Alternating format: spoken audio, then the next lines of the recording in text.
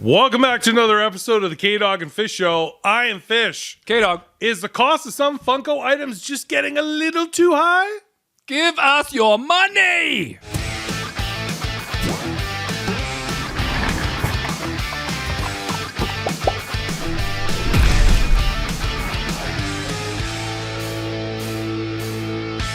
We are Funko retailers as well as collectors, and we get stuff in at wholesale and in info from distributors and all this stuff. Anyway, when Funko announced that really cool Pokemon laboratory, it looked huge, and we're like, oh, there's so many amazing Pokemon collectors are going to want this. Let's get some. And the wholesale price was insane. It's expensive. It was too high to the point where one, we can't bring it in because the retail price we would have to charge would be astronomical just to make it worth our while. And we're like, why are things getting this out of control? I mean, we're definitely running into problems right now with the fact that Funko's pricing over the last, I'd say, 18 months has been getting a little out of control from a wholesale problem. And it's also, it's not just these giant moments, but we noticed that 10-inch pops were going up on retail when we're checking on Target. There was even just individual pops, the normal commons, the price went up. And cans was a big issue. But before we get into all that, these giant moments, which we thought that they might cut back on because they are hard to sell, and the giant movie posters and stuff like that, we're seeing on clearance in some USA retailers. They're hard to ship as well. That's a huge issue. Super expensive. And then from a retailer point of view, from our point of view, one of the hardest things to deal with is the big box retailers. Like in the regular size pops, there isn't a huge discrepancy between what we would charge for a pop versus what they would charge for a pop. But it always seems like on the big movie posters or any of the larger ticket items, it seems like the big box retailers are selling it way cheaper than we could ever do it. So then why do independent retailers get the shaft? Well, that's exactly it. You can see that the larger independents are definitely getting a much bigger volume discount, because when they put it on clearance, it's but even then, cheap. even their retail price is so much cheaper than ours because we can't do it. Like we have to. So it's got to be a volume thing. And which is understandable. You're a massive conglomerate. You're going to get a big discount. But from an individual retailer point of view, you go, well, it, because why do I want to spend this much for it to sit on the shelf? And then, I also don't want our customers to think that we're gouging. Right, that's something that I never want to a big box retailer. Oh, we can get it on Amazon for this. I'm like, yeah, I got it. Like Amazon's a little bigger. Because that has happened in the past where people have been like, "Why are you charging so much?" I'm like, "We're charging so much because that's what it costs. It cost us an ass load." So one of the things we recently did invest in, which we sold a lot of, but they're so expensive to ship, is the giant Stranger Things moment. But the thing that you guys wouldn't know is that when you get those giant moments, they are packaged extremely well. They usually can fit 2 in a box. But there's because everything is inside of a protective case that would be hung on the wall, there's no protection on the inside. So like a demo bat is just rattling around, broken off, or a piece of what looked like the vines that were going on to the trailer that Eddie was on top of. That kind of stuff. There's just these little broken pieces, and that's because there's no packaging on the inside. So no matter how well the outside is protected, when it's jostling around in shipment, because there's nothing on the inside. So I really thought, they pack the inside of a die cast? So the die cast is in a box and inside a cardboard box, but the actual figure is surrounded by like foam, and then encased in there, and then into the clear plastic case. So inside can't rattle around and break it. So if you are going to do these giant moments, one, try and make them a little cheaper.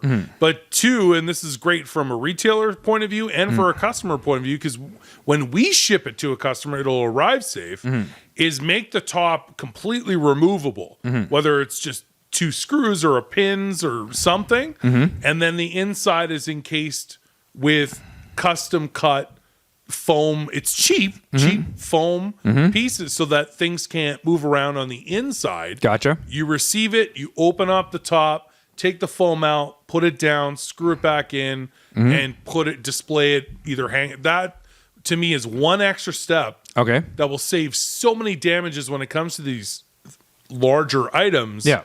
That are just the point of this whole show, too expensive. So your idea is to be able to remove the bottom. Yeah. And then in the interior is individually packaged better, like a die cast to protect everything. Yeah. So your idea is to increase the overall cost more. I'm talking about like cheap. How expensive could that? Like, they're gonna nail us on peanuts. They're gonna nail us on the labor to do all of it and everything else. And don't get me wrong. It'll protect it. It'll save damages. Don't get me wrong. I get it. You know, you want to make cool. You know, cool costs more. I get it. You go for a burger. You want a burger. You want a fries. You want a double burger. You want poutine. You want bacon on that? It's not the same price as a regular burger. You want fries? You got fries. You want poutine? You're paying for that goddamn gravy. You know. Yeah. And cheese. You know? Yeah, you got to. You know? It's an upgrade. Our U.S. fans are going, what the are they talking about? What's a poutine? Anyways, but I'm just saying, I get it. I get that it's going to cost more. But it's getting to a point. So but here's the problem. And it's the other problem that you and I have talked about many times is what is the right price point on stuff, right? Yeah. Like Funko is getting to the point now where, and I don't think they think about that, and we have to think about that, is like, we can't make enough on this. Yeah. So we're having to pick and choose what we can bring in. It's not just like, okay, we're going to mark it up for this, and we're going to have to take a hit off this, or take a bath on this, take a bath on this. Well, what do you want to have heat on this month? Or do you want to sell it for that price? Like, we can wear parkas in the store, no problem. I got pay labor. You know, we can get a hot plate, you know, and just huddle around it. Craft dinner. But, I mean, you know, I shouldn't say it. The hot plate's going to suck more utilities than the damn furnace. But I'm just saying, like, it's getting to a point where it's like, you know, we looked at that Pokemon thing and we're like, we're gonna have to retail this for. Yeah, I mean, and we were well north of $100 Canadian. Way north. $120. Way Canadian. over $100, and then we gotta hope it arrives here safe. Yeah, the pieces don't break off on the inside. Yeah, like and then if someone orders it online, we gotta hope it gets to them okay. And then we have to. Well, also just the cost of shipping. And then the cost of shipping it. So the other recent one is that really cool, and it hasn't arrived yet. Yeah. But the WWE moment in the ring, chugging beers. Right. The Stone Cold Steve Austin. It was the same price as the Pokemon one. Yeah. And it was absolutely like, oh my God, this is amazing. So cool. Yeah. But the cost was so crazy. Yeah. We actually, and we feel bad if you're just finding this out now, you WWE fans. Yeah. We can't bring it in. We're not bringing it in. It is so expensive. And we have to charge so much and hope it arrives safe. And that the beers that they're holding and Stone Cold isn't laying flat on the ground. Like it's. I don't even know where they're going to put those in retailers. Like GameStop is like the size of a walk-in really closet. tight. You know, like they keep their retail spaces small. Yeah. You know, where are they even going to fit those in there? I don't know how many places, big box retailers even carry the giant moments much anymore. Yeah, but I don't know. Anyway. The other thing too that we noticed that has been going like boop, boop, boop, boop, boop, boop, boop. Is it the the Price is Right? The Price is Right. The Yodeler. is the stupid Funko sodas. It is getting to a point now where the wholesale price on Funko sodas it doesn't even make any sense. It's almost double a pop. Yeah, we don't want to give up any wholesale pricing because we're not going to do that. Not fair to it's not fair to the distributor. To our distributor who are awesome and take great care of us since we dumped the other one that treated us like hot garbage. No names. Keep that